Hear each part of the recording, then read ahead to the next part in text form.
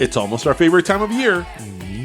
That's right. The fair returns March 16th, celebrating 71 years of fun. Wow. Oh, and this year's theme is a world of fun, which means destination-influenced rides with international foods and shows. Okay, pero what are we going to eat this year? That's what everybody wants to know, That right? is the magic question. Okay, let's see. There's the Miami Cuban funnel cake sandwich, the Mexican street corn pizza, bacon pineapple burger, chili lime candy apple, and those are only some of them. There's over 130 food options. Bueno, hay que empezar la dieta ahora. You know, there's even new shows, tú sabes, to sit down and relax a bit. Right. There's a dueling piano show that takes audience requests and a survey says game show where your team competes for prizes. Okay, new food, new shows, the rides. That's a lot to do at the fair.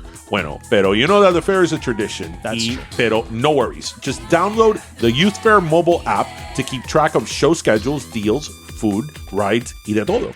The only thing left is for us to figure out when we're going to go from March 16th through April 9th. You know, there's only one thing left to say at this point. Be there, the fair.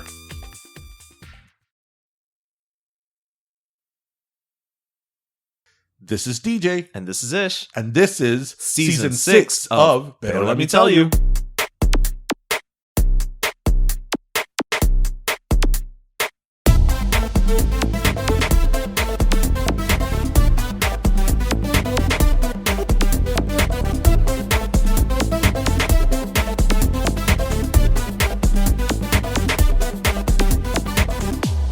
I always love when we have guest host. It spices things up a bit. It changes things around a little bit. I love it. Well, everyone, welcome to episode 244 of Pero Let Me Tell You. Thank you for joining us this week. And this week, you probably heard a different voice. We're going to do things a little bit differently. Ish is out this week. And in his, I don't want to say replacement, but in his chair, we have, Betty Pastelitos. So yes. Welcome, Betty. Let's do a little sound effect. Hey. Welcome, Betty. So Betty and I have known each other for several years, through the Miami circles, I guess you will. Mm-hmm. I hate to use the term influencer. Yeah, no. It's influencer, such a word. Yeah. Because it's funny because sometimes we gotta use that word because it is sort of the realm we're in. Title, but we don't want to. When you think influencers, you think of all these pesado people. I definitely prefer creator. Yes, if I have to use one, it would be even content creator. Content creator, yeah. Influencer, it's like the. I know. But thank you so much for having us. I'm really excited to have you. So thank you. Welcome, everybody. We hope you had a really, really good week. Oye, it's the end of March. I know. Ya se fue el año. The whole year. Yeah. Literally. Quarter one. Yeah. Quarter one is done. Ya se fue el año. Quarter one. Right. It's the end of the third month. Ugh. I always say that once I feel that the fall, I think about it in school terms, and I know that you're a teacher. Yes, so. When you were saying replacement, in my mind I'm like substitute. No, but I think about when kids start school in the fall, and I think about it not only now because that I'm a parent with a kid in school, but I think about when I was in school, the fall, starting school at the end of August or September, it's oh my God, Christmas is forever.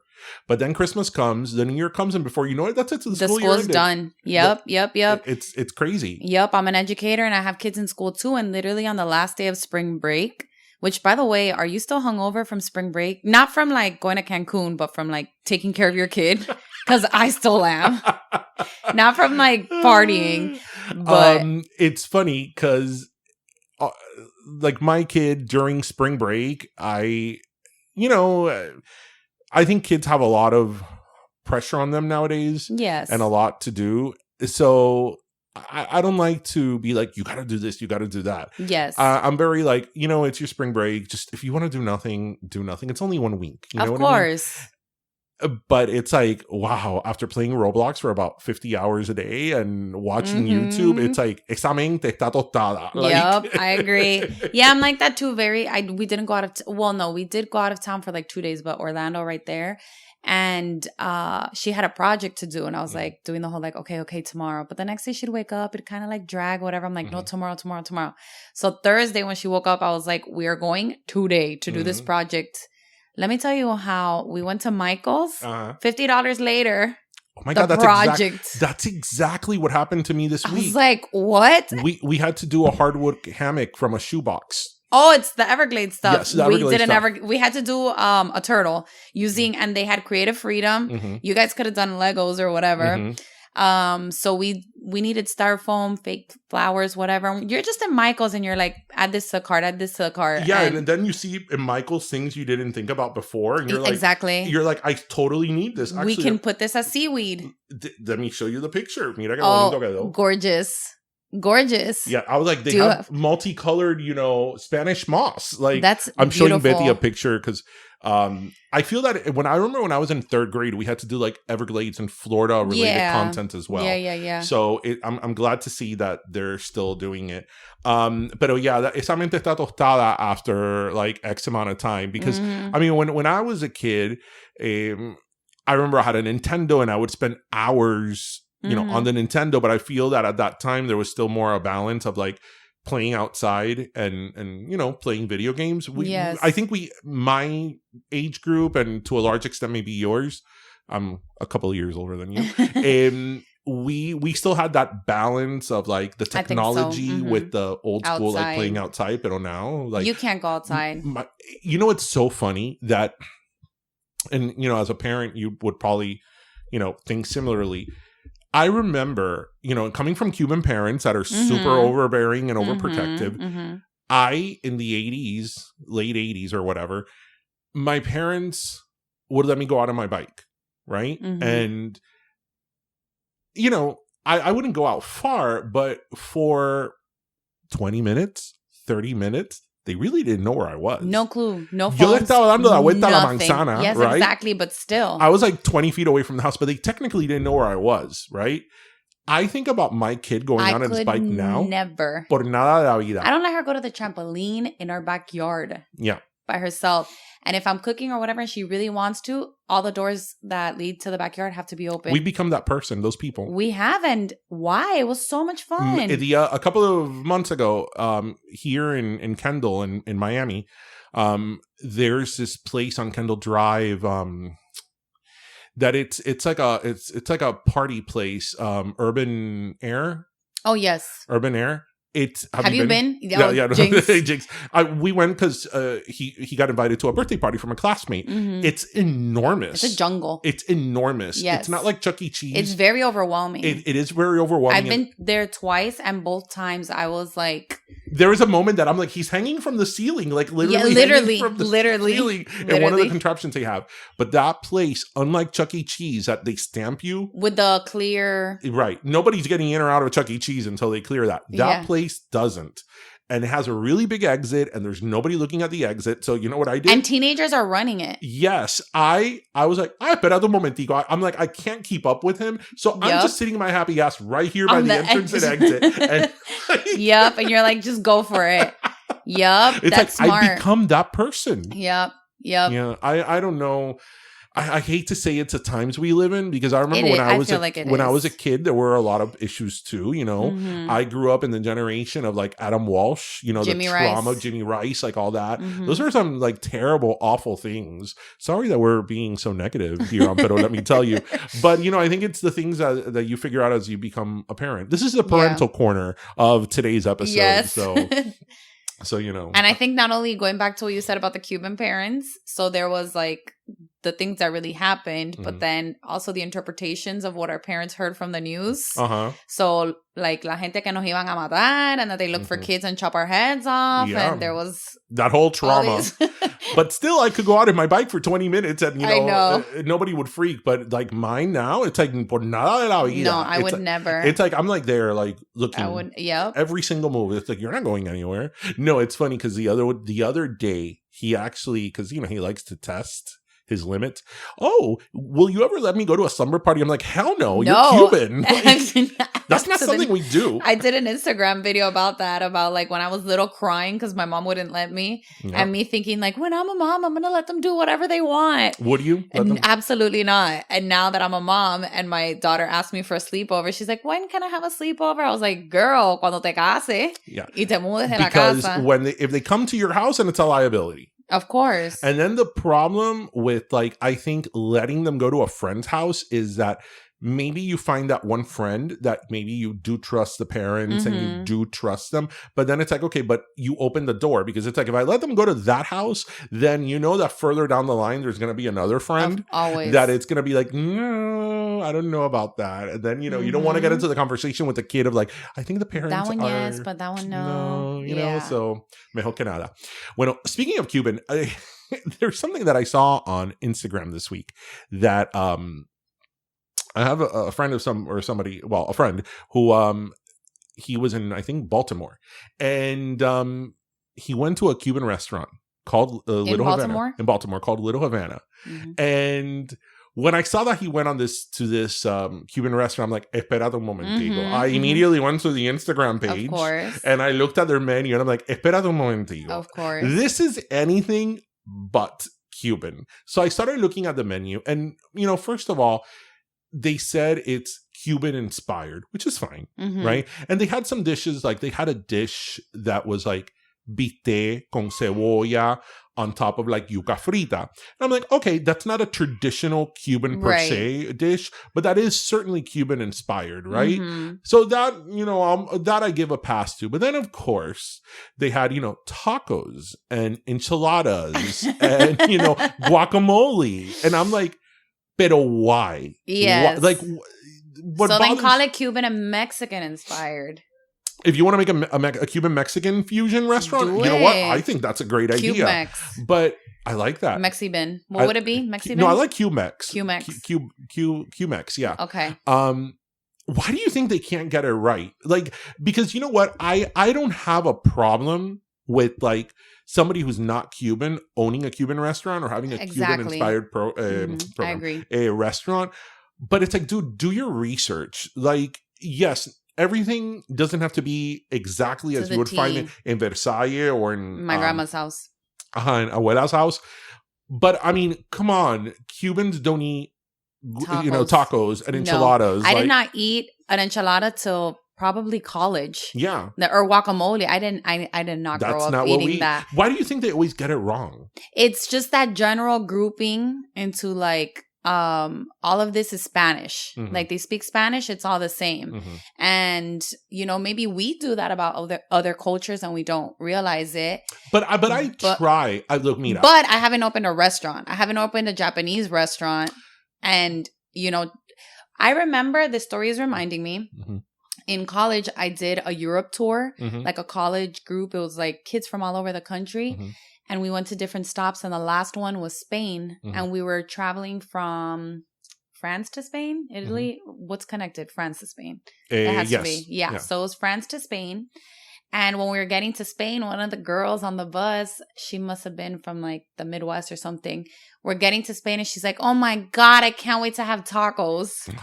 I know. And my eyes literally rolled I can't. a 360. I can't. And I was like, do I school her? What do I do?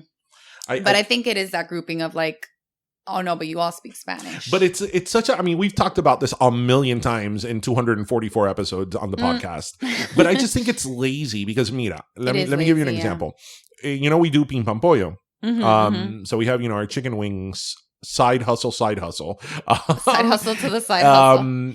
And we have like these Korean wings, right? And when we were first, like before we did our whole pop-up that we were kind of like figuring out how we were going to do things and present things, I think that it was, you know, we live in a very Instagrammable world. So your food could be delicious, that if it doesn't look good on Instagram, it doesn't count. Yeah. So we were thinking like, oh, the Korean wings, like how am I going to put them? You know, like how am I going to plate them?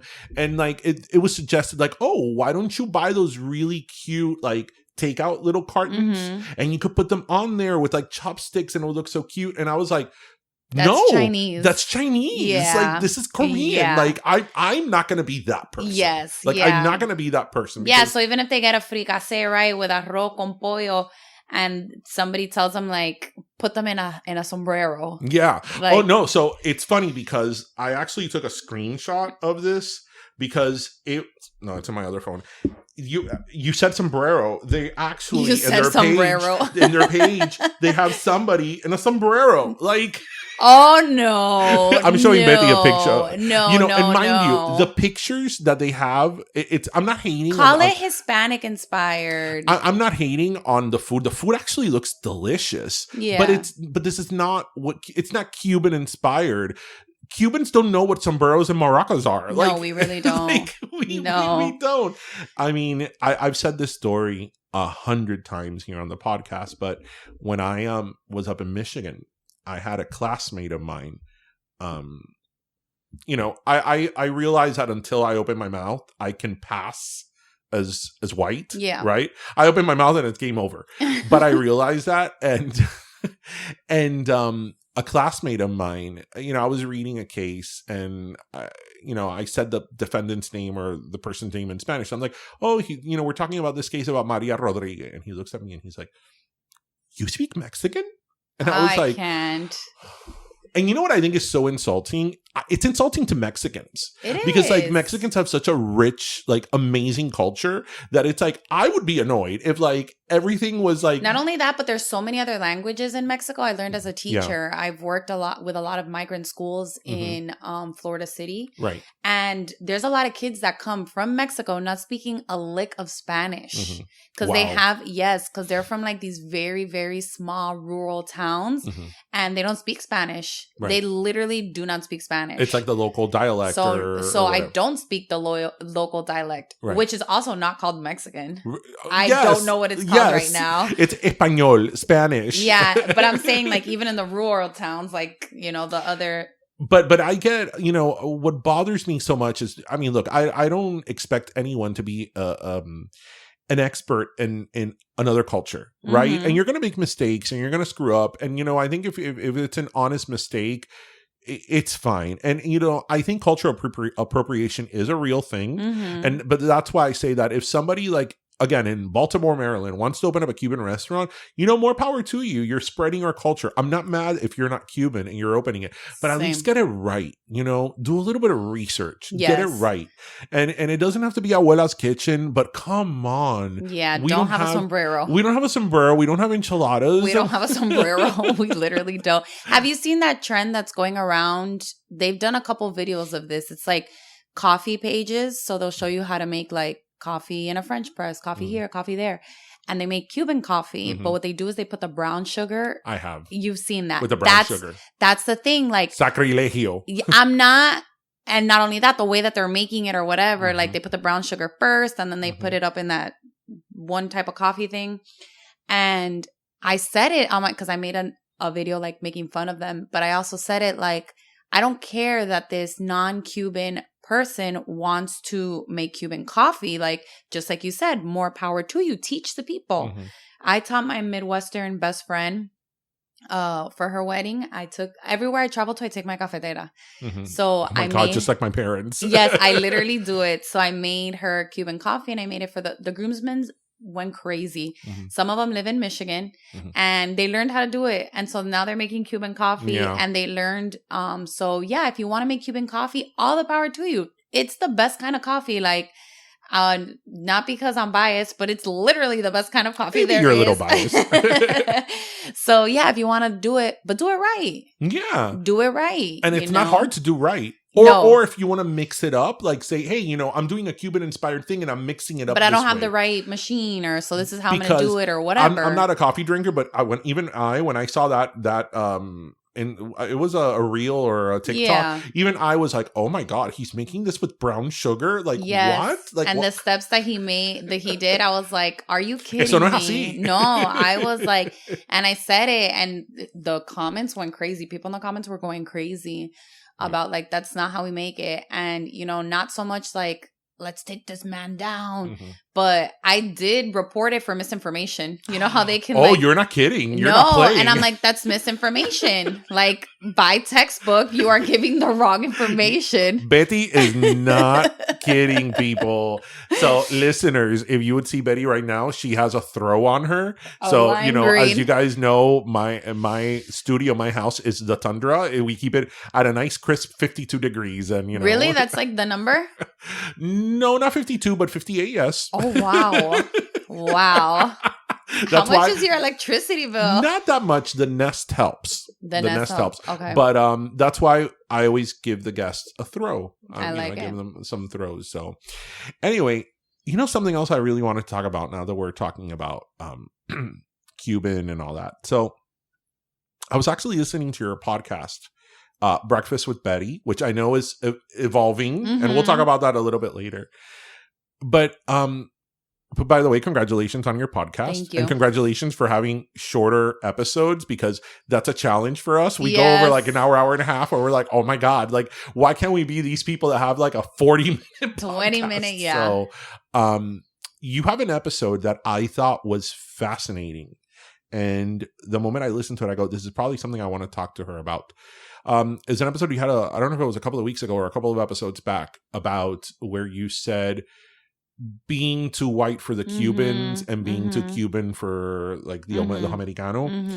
And I thought that episode was brilliant because, first of all, and this is, the discussion I want to have. I didn't know, and this goes with what we're going to talk about. I didn't know that you were part Argentinian, and you're technically, you're technically first generation, but really you're second generation, because as you said, your mom came at Pedro Pan, so your mom was raised here. Yep. Right? Your mom was Americana. Yep. And so you were born here, and yet you're tremenda cubanaza. The right? most. You could have told me that you stepped off the balsa a few years ago, and I've been like, okay. And I literally have a picture of me on a balsa. When I was little, we were driving through the Keys, and there was an abandoned balsa. My parents sat me in it to be like, una balsa. So I'm going to send it to you so you can use it for like the marketing for this episode.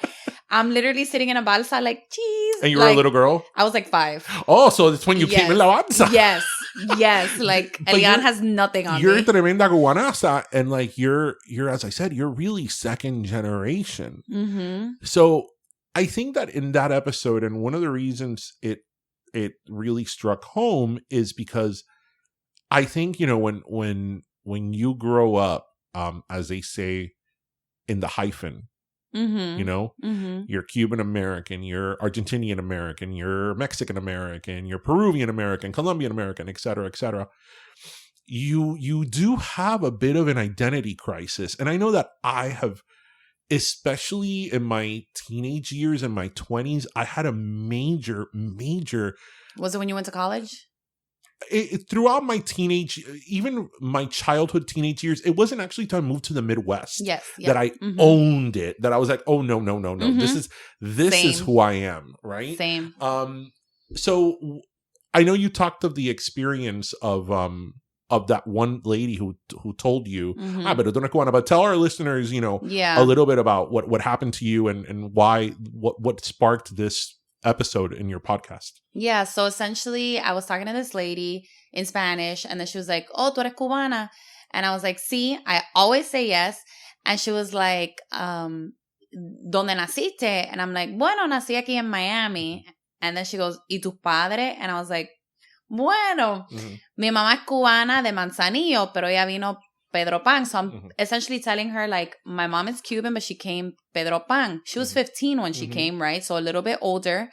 And she came in the 60s. So my mom has lived in the United States 60 years. Yeah. And so when I told her, she's like, and your dad? And I was like, well, my dad's Argentinian. She was like, oh, no, you're not Cuban. And she was like, she said, I'm the Cuban one. I came here 20 years ago. And then I was like, she's right. Like, I'm not Cuban, but don't call me American because I'm not American. It's the hyphen. Yeah. And a few weeks back, this actually happened again.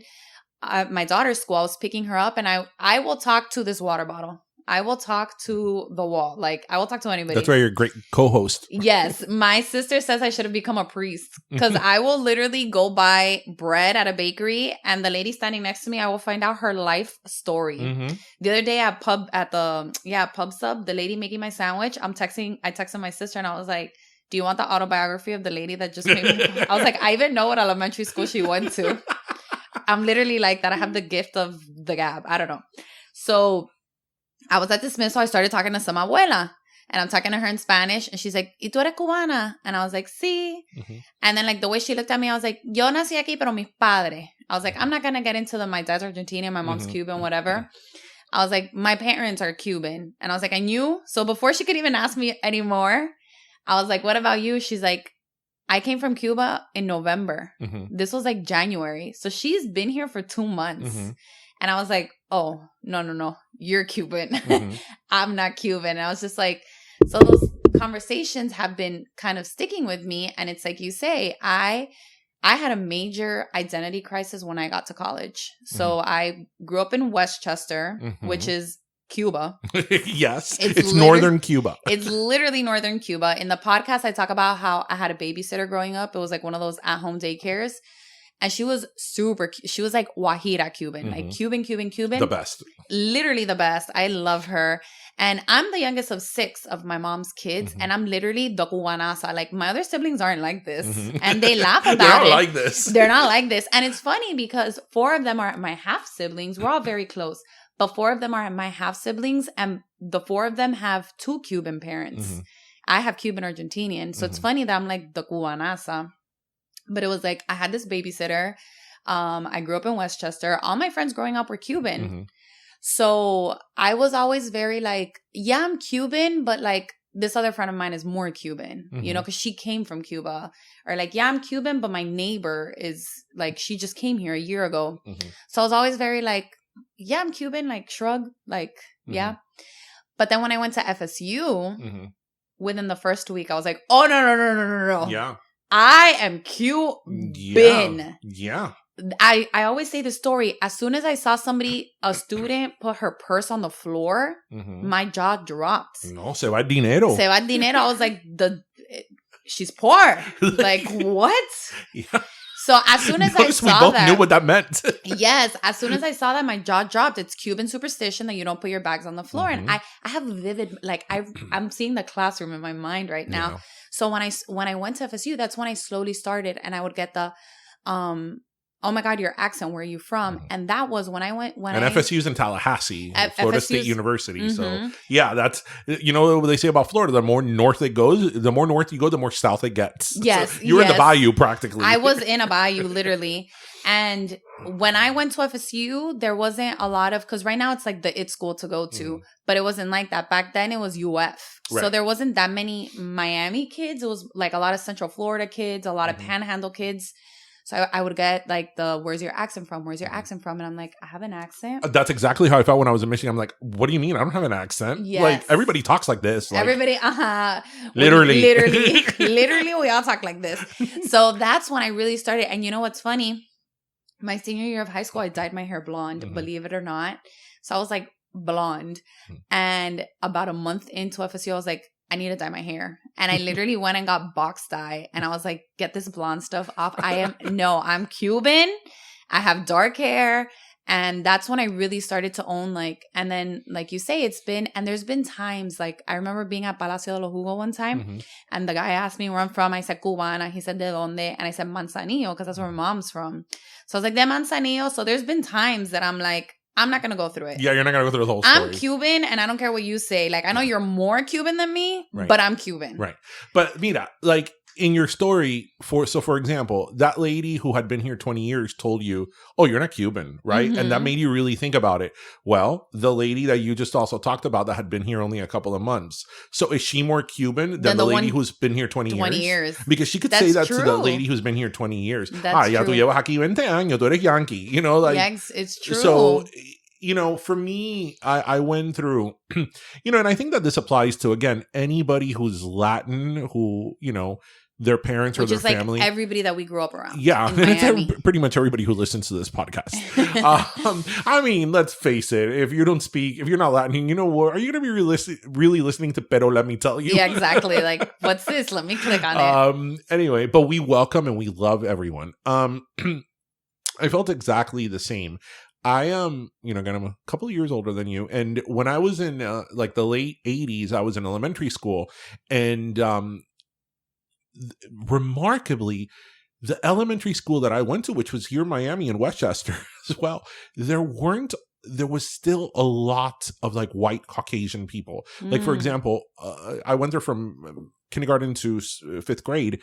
The 6 teachers I had, all of them were either white or black or Jewish. Interesting. They were not Latin. Now that you say that, I'm thinking about it. Me too. They were not Latin. The administration was not Latin. So I always felt very like, my parents didn't speak English. My parents I couldn't participate like in career day. Like, I'm in my kid's career day and like I love it and he loves it. Like I remember being like, oh, my parents can't do this. My parents can't meet with my teacher. Yes. My parents don't understand. Don't go to the field trip. They're going to the field trips. My mom went to one field trip para quedar bien, and that was it, right? My parents, when we come sing the Christmas carols, they don't know none of this unless we sing a burrito sabanero, which we never did. The only song we sang in elementary school that had Spanish lyrics was that Feliz Navidad. No, was Mamacita, ¿Dónde está Santa Claus? I've never heard that one. Exactly. So I felt very, as a kid, very like I reject it. Like, just I want to be American, and I was actually born in Cuba. Oh, wow. Yeah, I came when I was a year old. Wow. I very much rejected it. I was like, no, I'm American. Yo soy americano. I've been here, for exception of 1 year all my life. I'm americano. When I got to Michigan, I was like, oh, hell no. I was like, oh, hell no. And I got this t-shirt that I wouldn't wear nowadays that said, not only am I perfect, I'm Cuban too.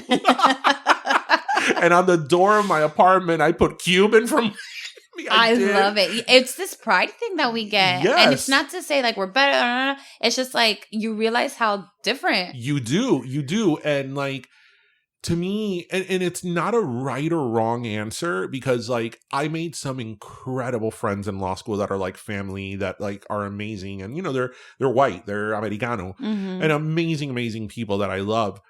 But it's different. It's very different. I mean, I know this sounds really silly, really, really silly. But when somebody tells you, hey, I'm going to come pick you up at 3.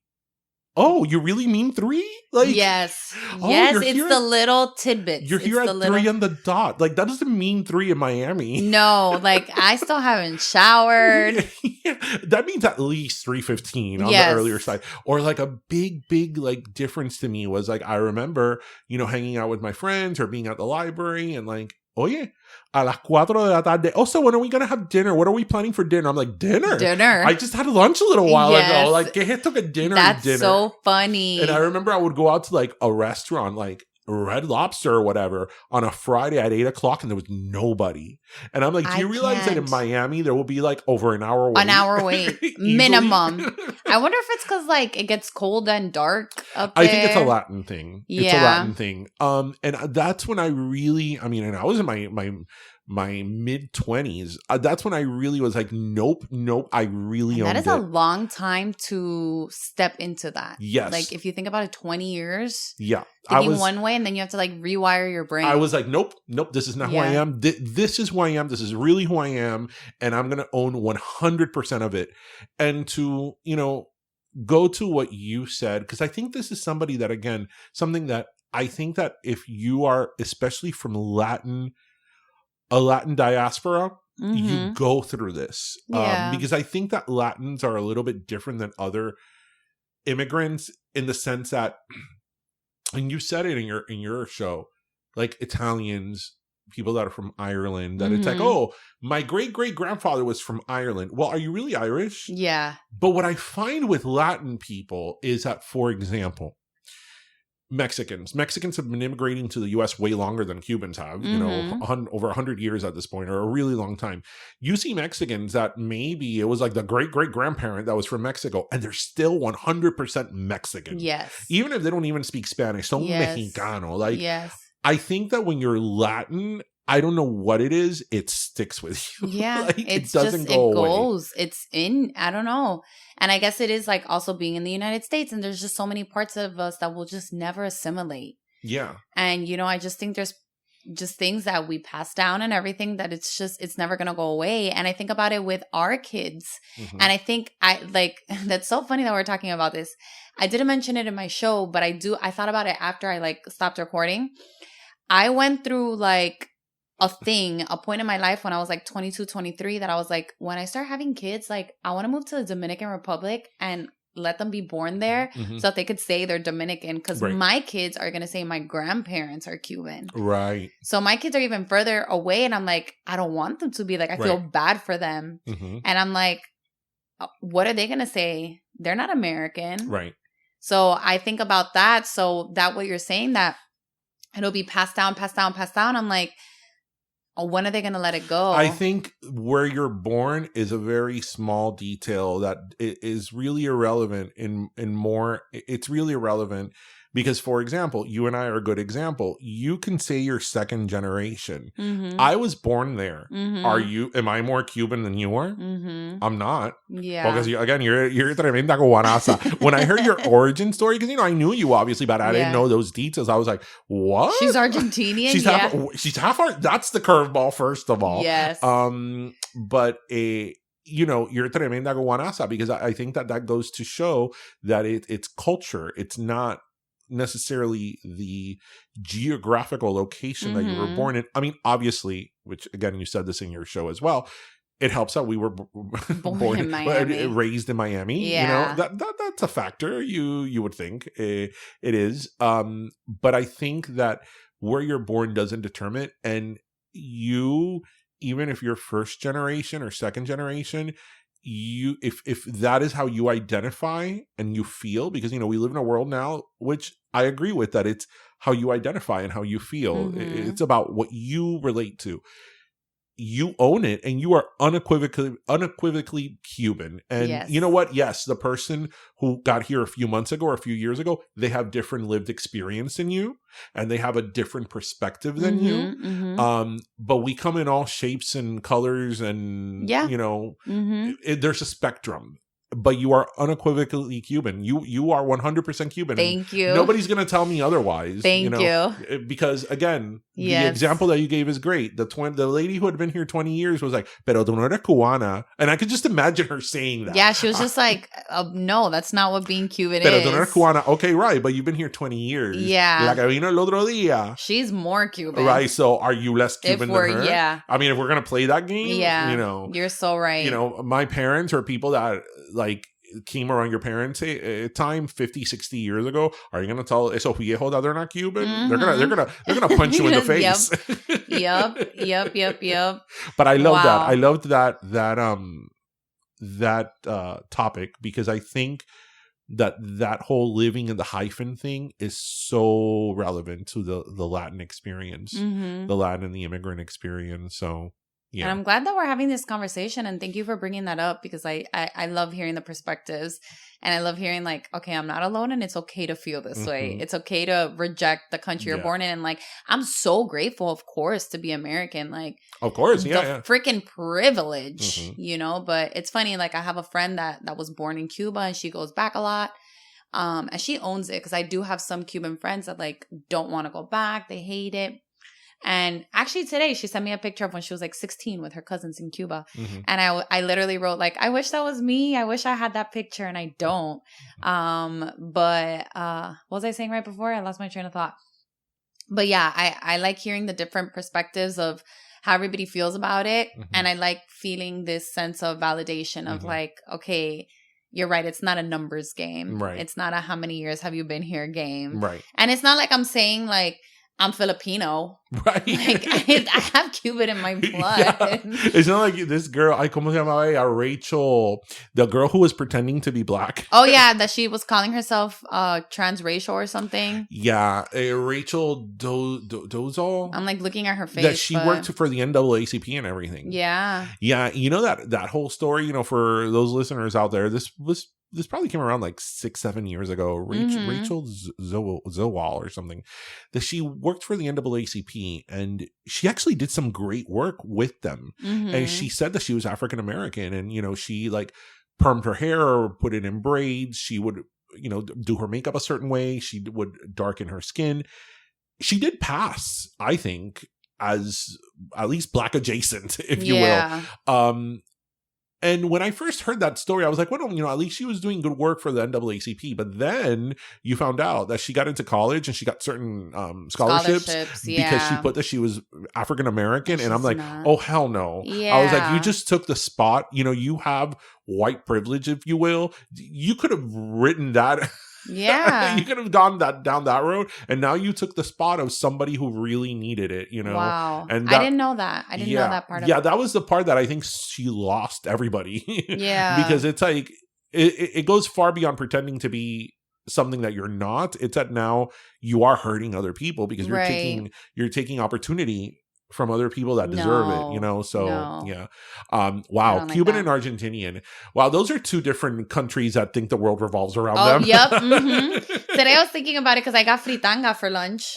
And then in my mind, my mind went down this rabbit hole of how, and we don't have to get into this at all, but how certain Hispanic countries and just Latin countries, how we are racist against each other. And I just started thinking about that, and I'm like, who hates Cubans and who hates Argentinians? And then, like, as I'm having this thought, I'm like, never mind. We don't have to talk about this. Like, in my own head, I'm just funny like, because no. one time, a relative of mine that shall remain nameless, she was talking about a coworker of hers that was like annoying her. She's like, "Ay, fulana." And I'm like, why don't you like fulana? Ay, porque ella es colombiana y siempre está hablando de que es bueno en Colombia y que todo en Colombia es mejor y que los colombianos son los mejores. And I'm like, really? But to her, it is. I'm like, really? Really? You are going to say that? I mean, no Cuban can say that with a straight face. Because, I mean, you hear a Cuban talk about Cuba and you think that Cuba's in another galaxy because the air was more pure, the sky was more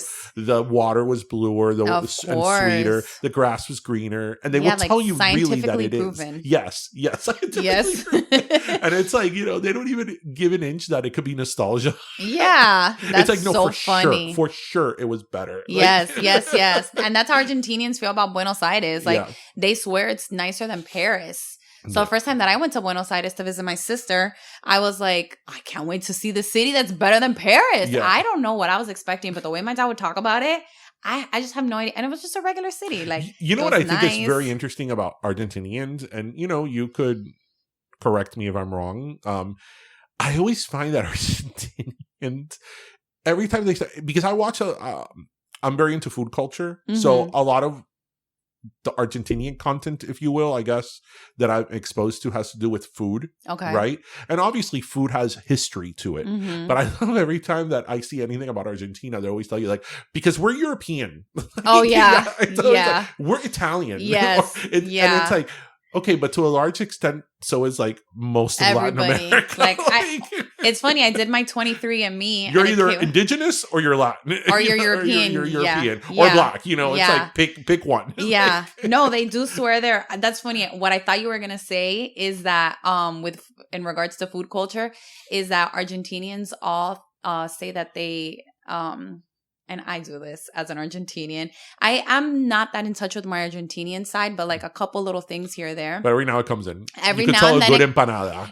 So that's what I was going to say. So every time I see other people making empanadas, I'm like, no, but Argentinians invented it. And then alfajores too. I'm like, no. Like, Argentinians invented. Okay, but let's be honest.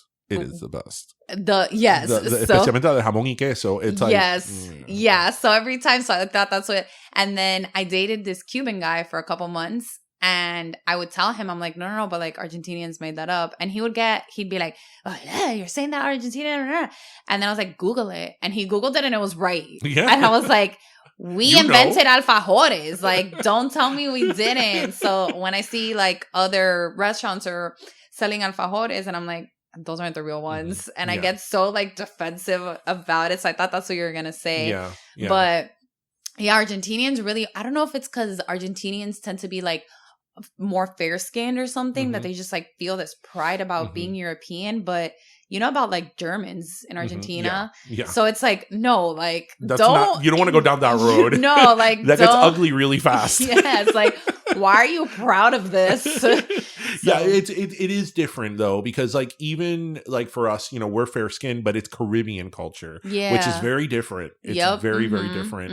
I mean, I think I know you're married to a Dominican. I always think Dominicans, Cubans, and Puerto Ricans are the most alike. Yes. You know what's really funny? Some Cuban, well, whatever I am. Tú eres cubana. Conversation. So I'm Cuban. I married a Dominican. And you know what's funny? Ever since him and I have been together, for the last few years, I get like when people try to guess my culture, like right off the bat, they're like, oh my God, you're Puerto Rican. And I'm like, it's the merger. Like I guess Cuban plus Dominican is Puerto Rican. Equals Puerto Rican. What else would it be? Yeah, so I've gotten it so much lately. And I'm like, man, why are people asking me so much now if I'm Puerto Rican? I always say Dominicans have a mango. Cubans have a fufu, y los puertorriqueños have a mofongo, which is mofongo is the best. I love mofongo. Oh my God. But it's really plátano. Yeah. But they're just going to call it each their own name. And I think that Caribbean culture, I love this conversation that we're having. Caribbean culture is like different in itself, because a lot of times when you hear not only Cubans, but Puerto Ricans and Dominicans too be so like, not elitist, but nationalist. Like, no, yo soy cubano, yo soy dominicano. It's because we are very different. But the thing is that I feel that because being Latin in the United States, we're all lumped into one thing. Right. I feel that we sombreros. And sombreros. We have to constantly be defending our actual culture, of our heritage. Because it's like, no. Like, It's funny that you say that because as per our other conversation of like, the sombreros and the guacamole, I had a friend in high school and we went to school with a Chinese girl. And that friend, she's Cuban. And I remember her saying something about the girl being Korean. And the girl said, I'm Chinese. And then my friend turned to me and she's like, ¿Por qué se ofenden tanto when you don't call them the right country? And I turned to her, I was like, how would you feel if somebody called you Puerto Rican? She's like, no, so diferente. Oh, yes, of course. Now it's different. Now it's different. So I'm like, it's the same thing. No, like, and it's in Korea, they all think we're Puerto Rican. No, and it's even worse because at least Cubans and Puerto Ricans have a same language and very similar culture. And the same flag, but flipped. But Koreans have a different language. Yeah, it's so true. Have different cuisine. That's so true. I think they're culturally more different than the Chinese. Cubans, and Puerto Ricans. It's like, please, we both have Viejo San Juan and La Habana look the same. I know. That's such a good point. Like, wow. Oh, it's different. It's like, oh, please, we're from the Caribbean. You know, like, por favor. We don't own clocks. Yeah. We're Spanish Caribbean people. Anyway. Yeah, that's funny. Well, so it's funny because you're telling me these like very deep conversations and I'm here like, wow, the two things that I wanted to talk to DJ about are so stupid. No, but no. But it actually, it does tie in very well. Because as soon as you told me, like, come prepared, and I was like, what do I want to talk about? I was like, well, there's one thing that I've just been wanting to talk about. Yes, people. Pero let me tell you, we actually do prepare for our shows. we más o menos. So then I was like, okay, I know what I'm going to talk to him about. And you know what? It does tie in and it is going to get very deep. Yeah. What do you think about Bad Bunny and Kendall Jenner? Oh my God. How long do you want this to be? I have all night. No, I'm leaving on a cruise tomorrow. Ay, qué rico. Yeah, it was my birthday yesterday. Oh, happy birthday. We get to have Betty Pastelitos on her birthday week. Happy birthday. Happy birthday. You. What cruise are you going on?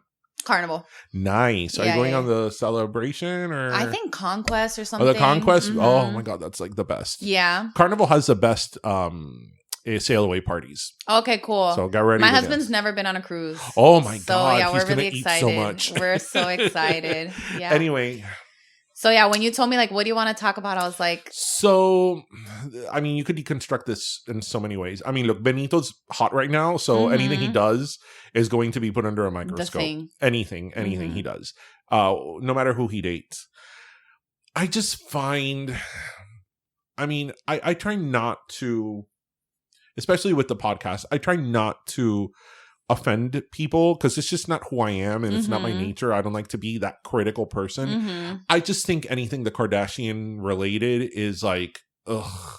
Same. And I know I have friends that love the Kardashians. Same. But I just anything that is in that hemisphere, to me, it's so manufactured. It's so fake. Yeah, fabricated. It's so, it's such a, like, Khloe Kardashian has a commercial for that migraine medication that she advertises. I don't know. That she comes out with her daughter. I kid you not, she looks CGI in the commercial. Yeah, I bet. You know, and I'm totally like, you do you. Exactly. If that's what you want to do, go for it. Go for it. But it's like, I feel that nothing with them is real. Everything is a PR stunt. Everything is like, that's how I feel. Right. So the reason I say it does tie in is because we can, and when you asked which way do you want to go down the other day, okay, I've been a Bad Bunny fan for a really long time, and that's something I flex. Like the first time I saw Bad Bunny, I paid a $20 donation for Hurricane Maria, and I saw him in a sand pit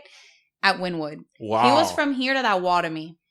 And then things have gone up for him since then a little bit. When me and my husband paid $100 to sit in the nosebleeds, I cried of happiness. I was like, look at this. Like, look at him go. Right. So I have been following Bad Bunny for a very long time, and I'm literally obsessed with him. So you're not a Verano Sin Ti, no, I have bandwagoner. No. Because I feel that Un Verano Sin Ti, like everybody. I didn't like the concert, and it made me really sad because it felt, and my friends laughed because I was like, this is not what I mean. But what I said was like, he feels very far away from me, but not like physically. I just feel like that's not who, like He's a superstar. The what? He's a superstar. He's the world's most famous star now. Right. Like for example, I have a problem with like when there's bakeries and it's like a really good bakery, but then they open 10, the quality goes down. Oh, for sure. And like hole in the walls. I love hole in the wall restaurants that nobody likes. I'd rather go to a hole in the wall than a chain restaurant. Of course. And that's how I feel about him right now. Yeah. Like it's just too much. Yeah. So, I understand you. I'm a really big fan of The Weeknd. Huge fan. Oh, I went to his show too. It was the week before the Un Verano Sin Ti. I took Tristan. I took my son, and we had a blast. And I still love Abel. I freaking love him. But it's funny because we were having this conversation actually in last week's episode. Because he's so big now and he's so commercial, I still love his music, but I miss him talking about hookup, sex, and drugs. Yes, that's how I feel about Bad Bunny. And like, I told one of my friends once, I was like, I don't know if like I love the real quote unquote Bad Bunny because I liked his Spanish trap music. And I loved when he felt just so like, and in his music videos that were like in the middle of Puerto Rico and like he still is kind of like that or whatever, but like now he's like singing more of like his pop or whatever, which is fine. And he came out in one of his like transitions of like the type of music saying like he got into music singing all the Spanish trap and like drugs and guns and killing people and whatever. And he's like, but that's not me. But that's the music I love that he made. So then I was like, I guess if Un Verano Sin Ti, and I love the Un Verano Sin Ti songs and whatever, but like that Y2K, like poppy, like kind of like what everybody's like. And I'm like, that's not Bad Bunny. Like, he's like, why aren't we dressed like chongas at his concert? Right. Why are we dressed like we're going to see the Backstreet Boys in 1998? Like, that's not. I mean, look, I think that happens to any singer, especially that becomes a superstar. Yeah. Because somebody who's high, like him, that is on this high right now, you know, at the end of the day, it is a business, and he does have to produce, whether it's record sales or and concert I'm proud tickets. of him he got to where he wanted to, and I'm proud of it. Yeah. Which, by the way, his carpool karaoke.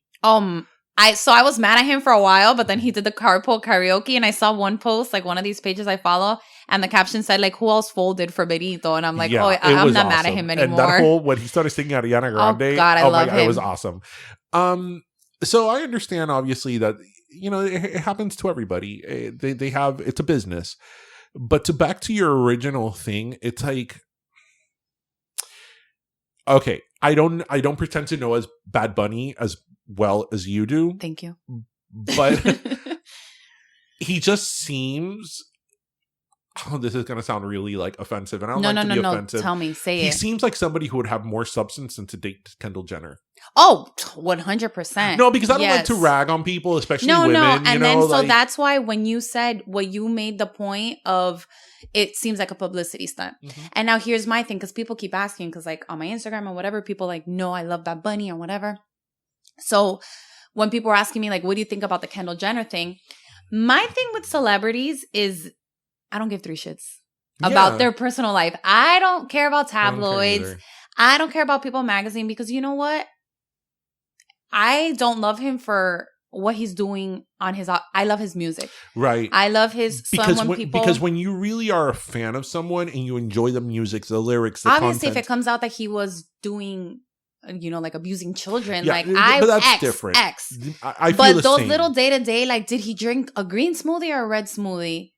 Who gives three Fs? Or like when they have an interview with a celebrity, especially a singer, because singing, is autobiographical in a sense, that they start asking personal questions. Like, that's not what I want to know. I want to know about, like, how did you make this album? What inspired this song? What's your favorite album? What's your favorite If you record? have like a little story about whatever that inspired it, okay, but like, I who agree. cares how he likes as a cyborg? But it's like I would love to see what they talk about, because I mean you're talking about the Queen of Calabasas, yes.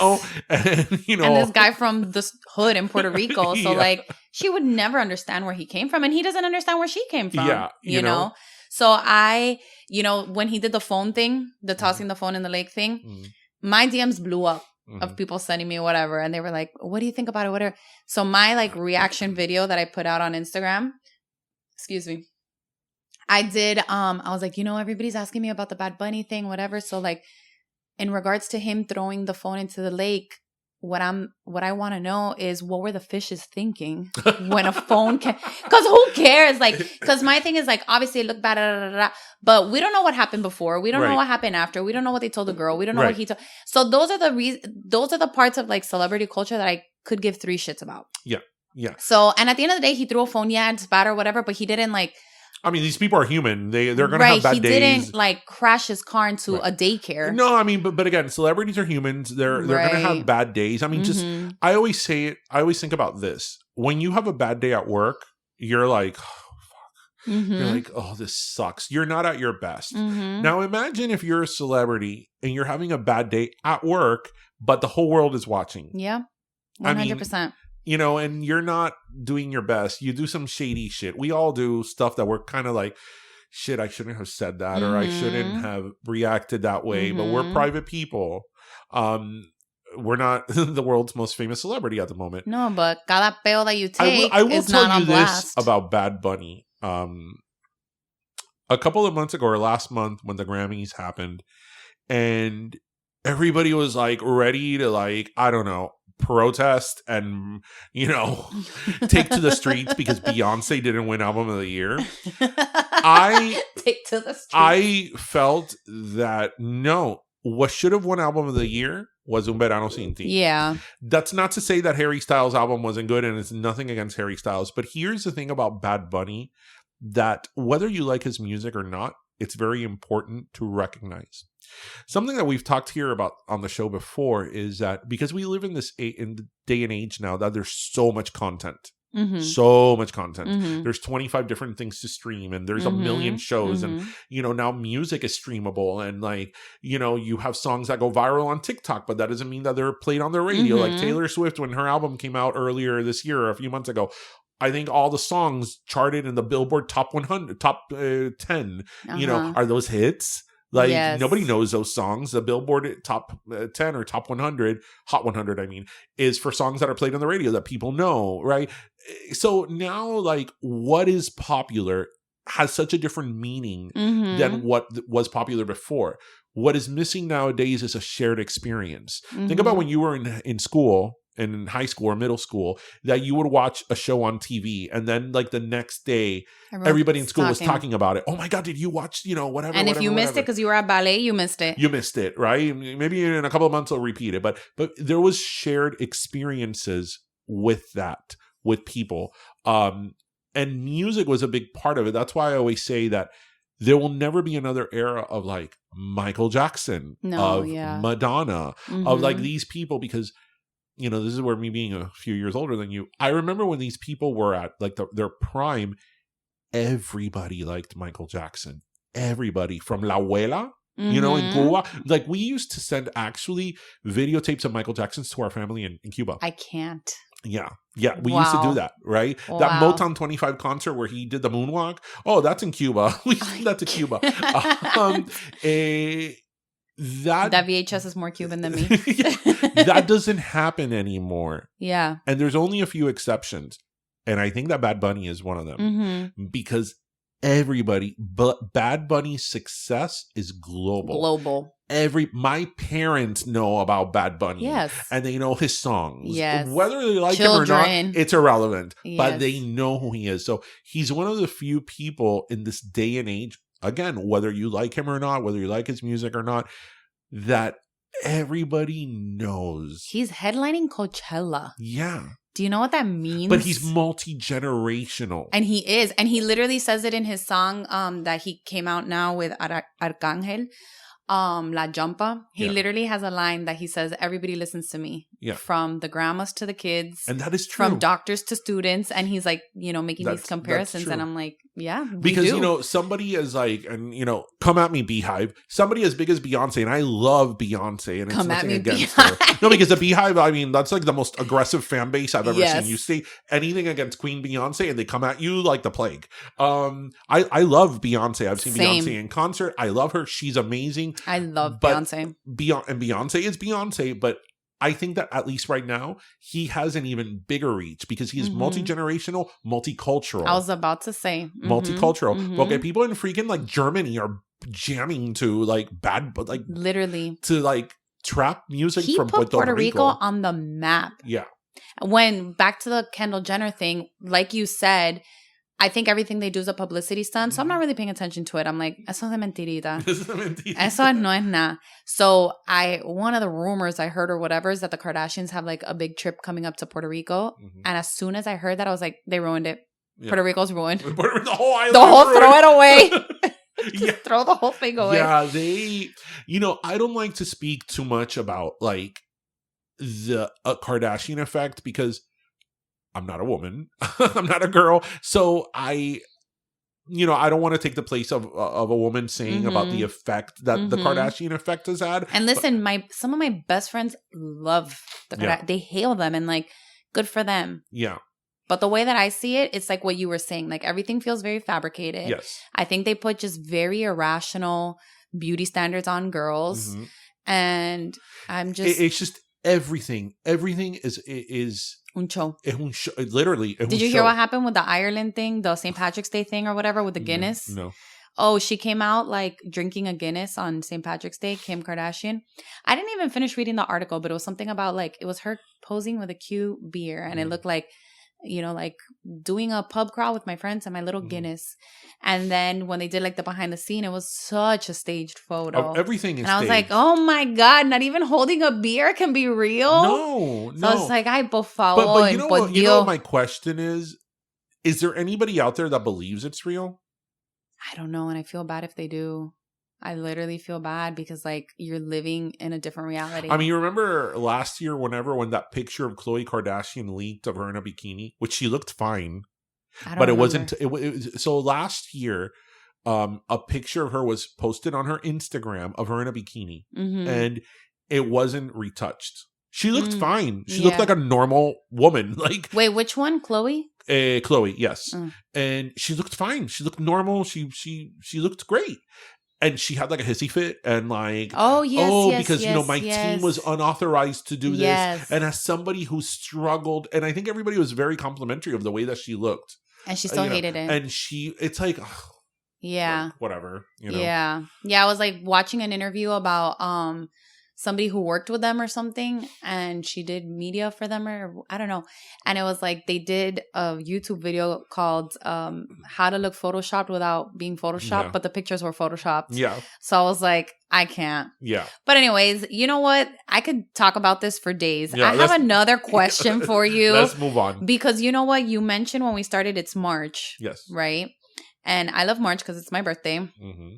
But I think March gives us all a special certain kind of generational trauma because 3 years ago in March, you remember what happened.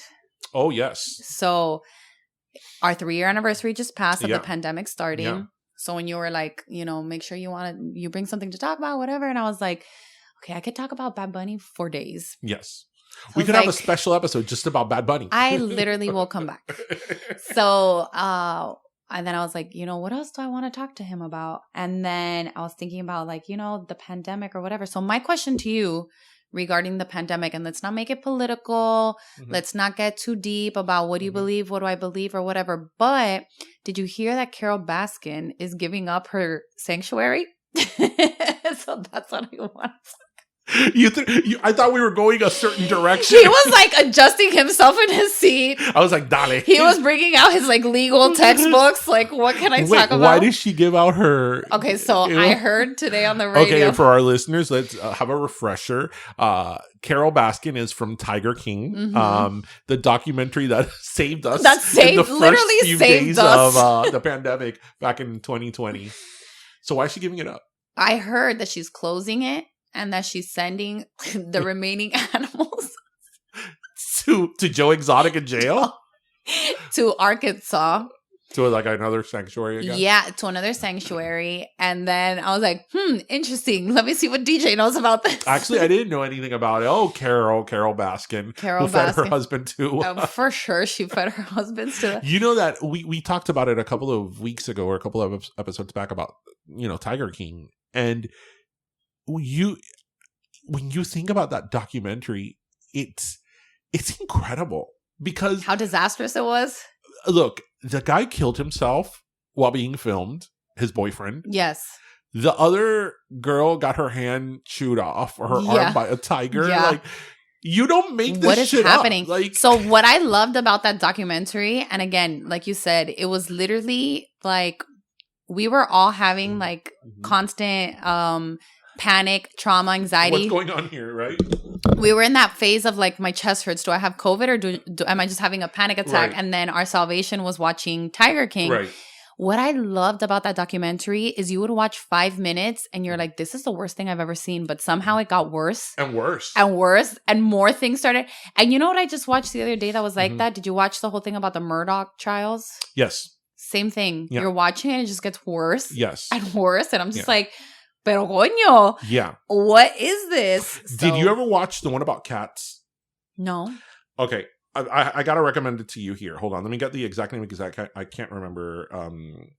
Don't mess with cats, I think. Don't. Oh, yes. The one about the kid, the online kid. Yes. No, I was too scared to watch it. Okay. Don't F with cats. Yes. Fuck with Don't. cats. It was so good because it was about this guy who was doing these terrible things to cats online, and like the resources that they spent to find him. That's what I heard. That was it what was insane, crazy, and then the twists and turns that it took. Like, you thought you were going in there, and what I thought was so interesting. You got to watch it. You got to watch it. Listeners out there who haven't seen it, it came out like right before the pandemic. There were people who like traveled, who spent like hours and hours a day trying to find him, like if it was their full-time job. You know who did that too? Who did that? You know which one was like that too? That I was like, pero usted no tiene trabajo. Was the one about, what was it called? I have it on the tip of my tongue. About the Cecil Hotel one. The which one? The Cecil Hotel. Do you know about that one? No.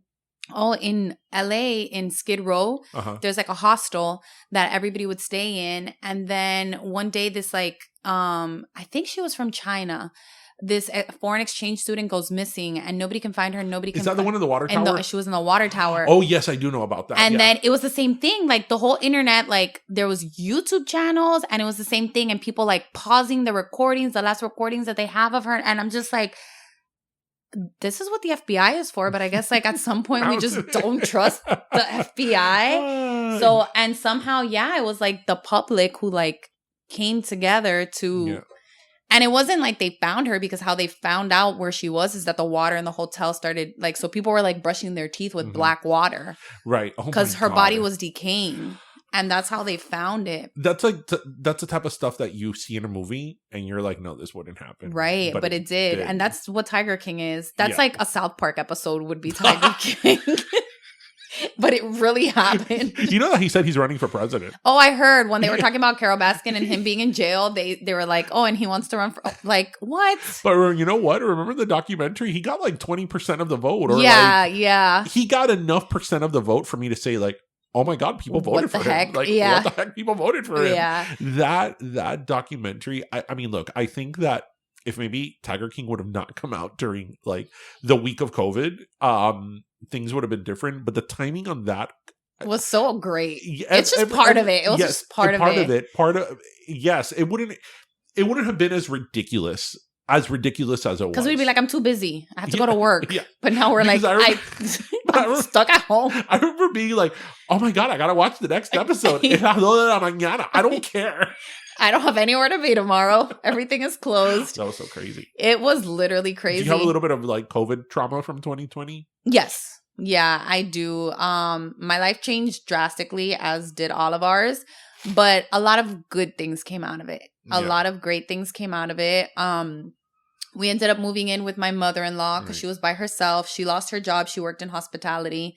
So it was like, actually, me and my husband got married like 2 weeks before COVID. We got married February 29, 2020. So we saw our whole family, and then like literally the world shut down 2 weeks after. You know what we always say? The 2020 Super Bowl was when Shakira and J-Lo did it. We say that was the closing ceremonies of the world as we knew it. That's so true.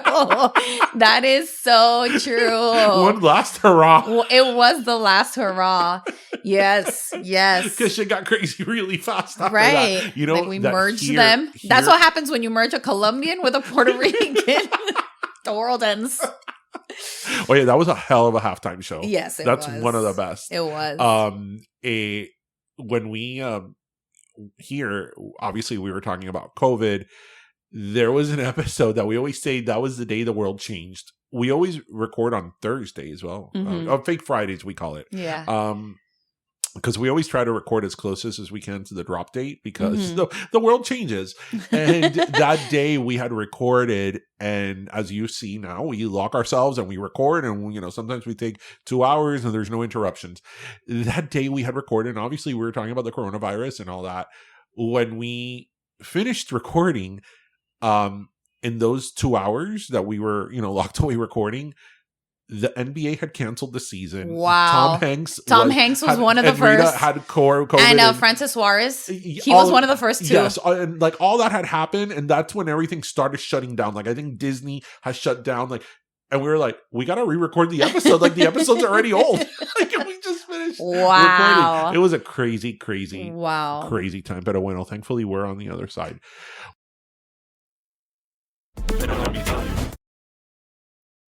Hey everyone, this is DJ, and if you listen to the show, you know how much we love Jupiña. The pineapple soda is refreshing and sweet, and Jupiña goes great with everything from a medianoche to a hot dog to even a rum or vodka. Whether diet or regular, Jupiña has been part of our heritage for over 120 years. From watching our abuelos drink Jupiña at every get-together to introducing the next generation to its distinctive taste, Jupiña is practically part of the familia, como un Juprimo maybe. Así, next time that you need a cool, refreshing beverage, grab that distinctive orange can of Jupiña. After all, only Jupiña tiene puro sabor a piña.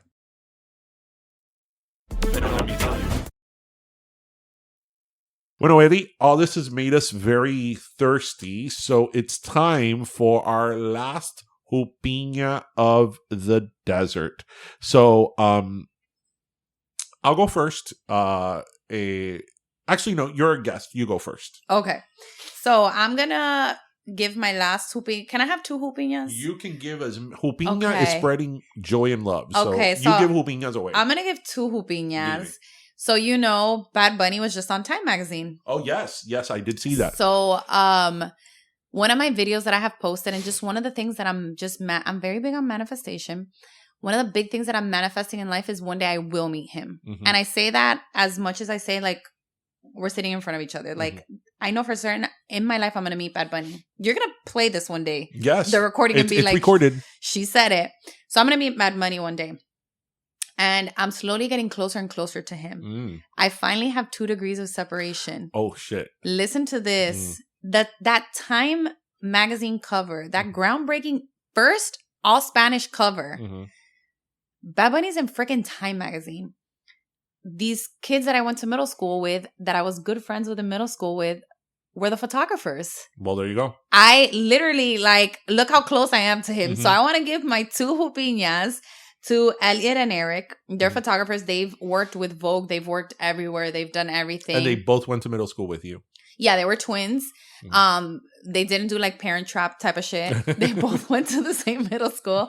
They were a year older. I remember, I'm like looking at their little faces right now. But yeah, look, they're posting about it, like our cover, and like everybody that's been posting, like Me Too, whatever. And then they credit it. I'm like, Eric and Elliot, like, wow. They were in Westchester. And now they're photographing the world's most famous celebrity. Literally the world's most famous celebrity right now. So I want to give it to Elliot and Eric, and they can be found on Instagram just like that. Elliot and Eric, the photographers who shot Bad Bunny for Time magazine. Wow. Yes. So my 2 degrees, I'm so excited. That's a great story. That's a great Jupiña to give. But that's a great story because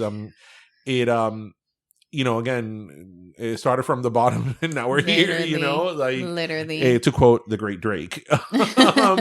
I mean, Westchester to Bad Bunny. Literally. I am so proud of them. I'm proud of Bad Bunny. Yeah. And when I saw that, I was like, I'm so close to him. I could almost smell him. Yeah. I'm literally, you'll see, I'm going to meet him one day and you're all going to be like, she always said it. She said it here. She said it here first, or at least on, well, maybe you said it on your podcast. That's awesome. I actually want to give my last Jupiña to the Miami Seaquarium. Yes. Now, generally, speaking of, I would be critical. Carol Baskin. I would be critical of that's a good one. The whole thing with Lolita. But the Miami Seaquarium has agreed to, after being 50 years in captivity, to release Lolita. Now, you know, the thing with Lolita is that obviously I remember being a kid and like the whole thing with Lolita, the whole controversy. But you're a kid, you know. I went to the like many people. I went to the Seaquarium a bunch of times when I was a kid. I want to sit in the splash zone. On field trips and all that stuff. But I hadn't gone in I think the last time I had gone was in high school. So it had been years since I had gone.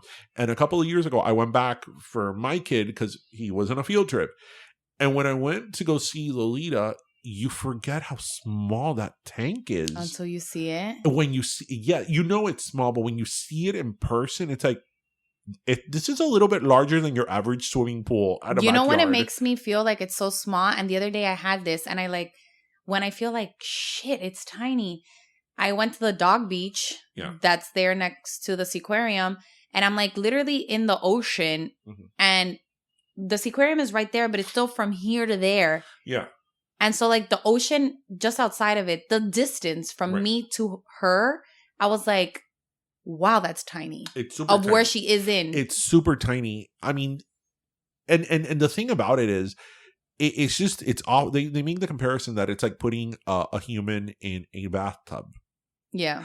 And it is. Mira, a few years ago, I've been to the riots with my daughter when I was little, like outside of. I've done it. Yeah, I went to a few years ago, I went to SeaWorld. I had never been to SeaWorld. Like, yeah, me either. I've never gone.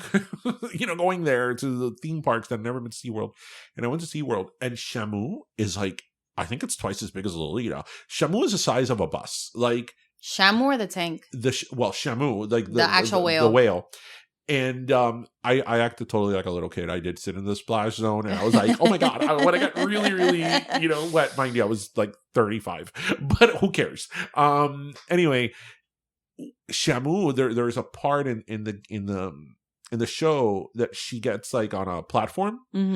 Oh yeah, and she's right in front of you. And that's when you're like, you see the enormity of her. When you walk in and you see the tank, which is tiny, you're like, oh, this is just for the show. There's like another part. There has to be another part. I always thought there was another part. Right. Oh, no, there isn't. That's it?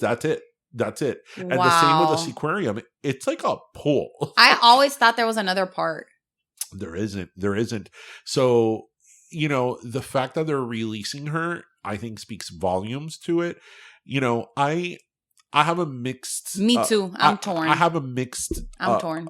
Feeling about like zoos and stuff like that, because on the one hand, while zoos definitely have a history of not being great to animals and enclosing animals, there are a lot of zoos like the San Diego Zoo that do a lot of conservation, and they do a lot. So it's a balancing act. But the whole thing with the killer whale, I mean, that's just there's no way that she could be comfortable. So when I heard that was happening, you watched Blackfish? I did. Yeah. When I the part when they take them from the mother, that's like Blackfish. When I watched Blackfish, I've been vegetarian before in my life, but when I watched Blackfish, I went like straight vegetarian again for like 9 years. I just like, I just like couldn't. And that movie puts a lot of perspective on like it's psychology and everything. So I am a little torn about her going back. Obviously, I think it's the best decision, but she's gonna be so confused. Well, what they explained was, because the first thing I thought about, I'm like, well, you can't, she's domesticated. Like, you can't. But she's going to like a sanctuary, right? She's going to like a sanctuary that it's an open ocean, but it's netted. So it's like a small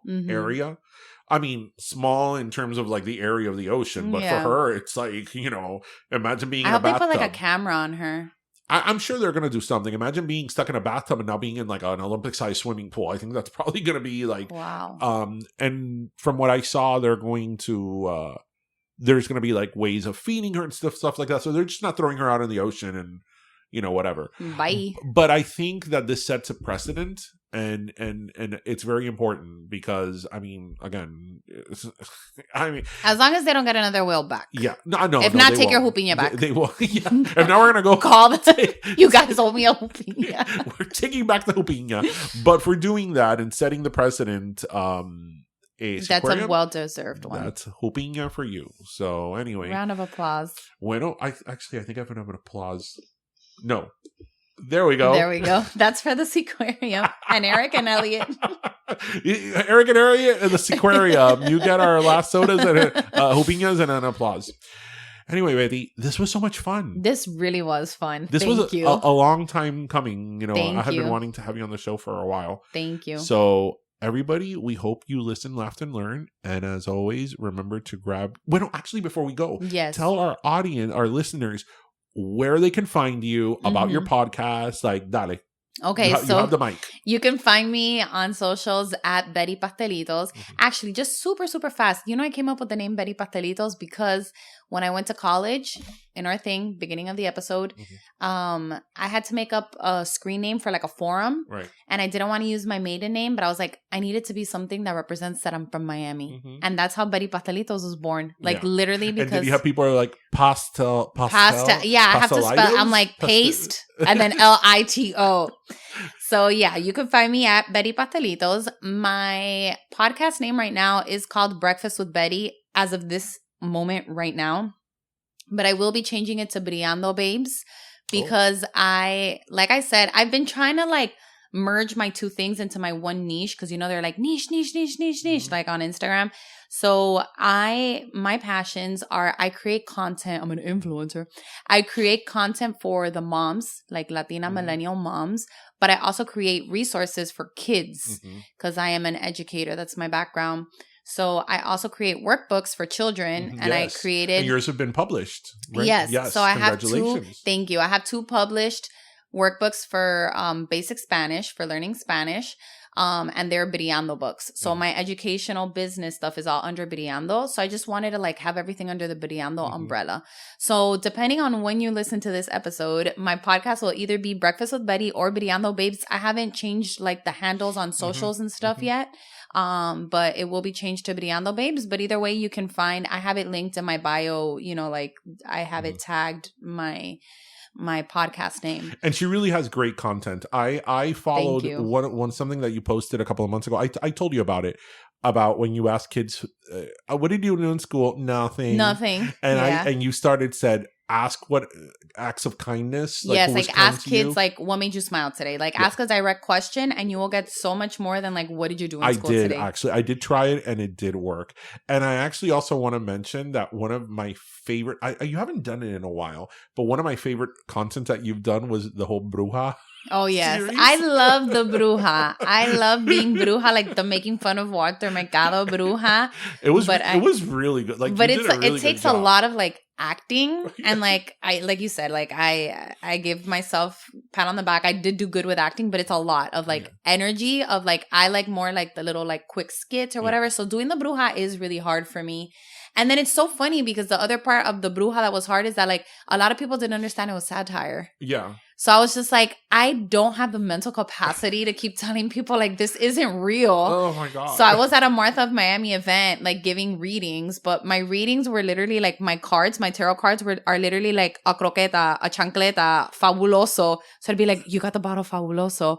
And like some people were just like very confused. They were like, no, but and some people of course laughed about it, but some people were just like, and they just like would make these faces or like, I don't believe in that. And I'm like, oh my, they're laminated cards with like Getty images of Fabuloso. Like, what? Do you not what part get of it? this did you think was real? And I would say like, I was trained by the University of Walter Mercado. And I'm like, hello, come on.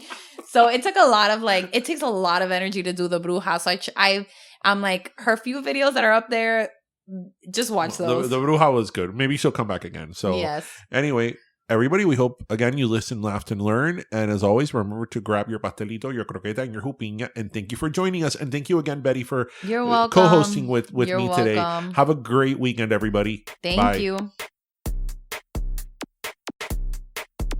Pero Let Me Tell You is co-hosted by Darian Borges and Ismaeliano, produced by Ismaeliano, and our theme, Pero Let Me Tell You Freestyle, is composed by Michael Angelo Lomlaplex, the official gay guy. And don't forget to subscribe and leave us a review on iTunes.